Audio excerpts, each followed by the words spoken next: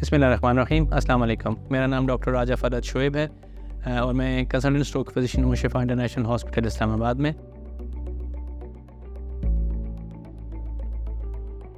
आज हम जिस बीमारी या अलामत के बारे में बात करेंगे उसका नाम है न्यूरोपैथिक पेन या आसाबी दर्द। ये एक कॉमन अलामत है जो हम बहुत से मरीज़ों में देखते हैं। इसमें नॉर्मली मरीज़ बहुत शदीद दर्द जो जलन नुमा होता है या जैसे बर्निंग पेन होता है, एक आम दर्द की निस्बत थोड़ा सा मुख्तलिफ होता है, उसके साथ पेशेंट प्रेजेंट करता है।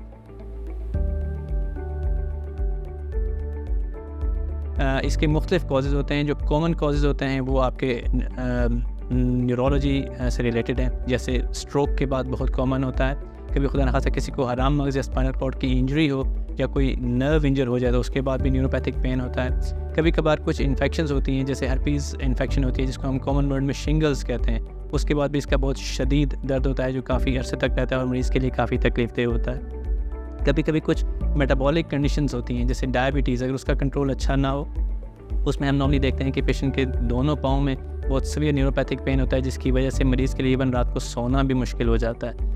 इसके अलावा कुछ और कंडीशंस होती हैं जिसमें लाइक कुछ विटामिन लाइक जैसे विटामिन B12 डेफिशिएंसी है, उसके साथ भी अगर मरीज़ कभी आता है तो उसमें भी इस तरह की कंडीशन हो सकती है।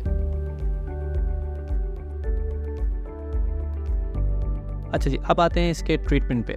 तो ट्रीटमेंट में ये सबसे इंपॉर्टेंट है कि जो पेरेंट कंडीशन है मरीज़ की उसको ट्रीट करते हैं। जैसे मैंने हर्पीज़ का जिक्र किया, तो अगर किसी को शिंगल्स है तो पहले शिंगल्स को ट्रीट करना है, तो जैसे ही वायरस की ट्रीटमेंट होती है तो मेजॉरिटी पेशेंट्स बेहतर हो जाते हैं। ऐसे अगर कोई डायबिटिक है तो डायबिटिक ट्रीटमेंट बहुत इंपॉर्टेंट है, जिसमें उसकी डाइट इंपॉर्टेंट है, उसकी जो पेरेंट डायबिटिक कंडीशन है, जो डायबिटिक ट्रीटमेंट है वो देना ज़रूरी है।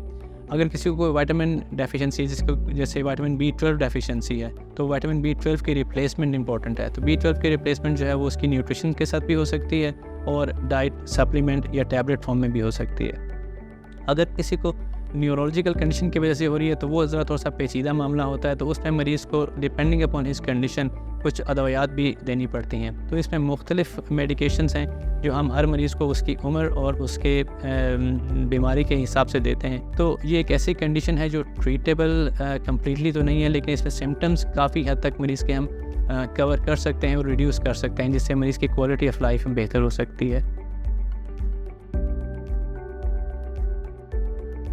मेनली ये है कि अगर खुदा न खास्ता किसी को न्यूरोपैथिक पेन हो तो उसको अपने मौलिद से ज़रूर मशवरा करना चाहिए, उसको अपनी न्यूट्रिशन का ख्याल रखना चाहिए, जो उसकी पेरेंट कंडीशन है उसकी ट्रीटमेंट ज़रूरी है, और उसके बावजूद भी अगर ये रहे तो फिर हमारे पास वो तमाम इलाज मौजूद है जो हम इस मरीज़ को दे सकते हैं।